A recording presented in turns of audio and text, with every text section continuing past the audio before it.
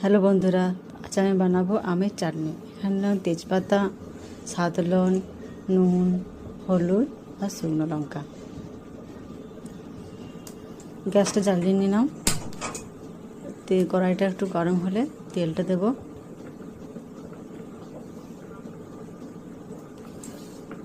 তেলটা গরম হয়ে আমি একটু শুকনো লঙ্কা দিলাম দুটো,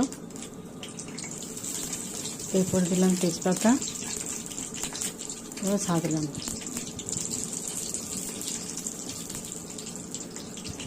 একটু খড়া খড়া হলে আমটা দিচ্ছি। আমটা একটু ভেজে নিলে এখানে দিলাম একটু হলুদ আর নুন।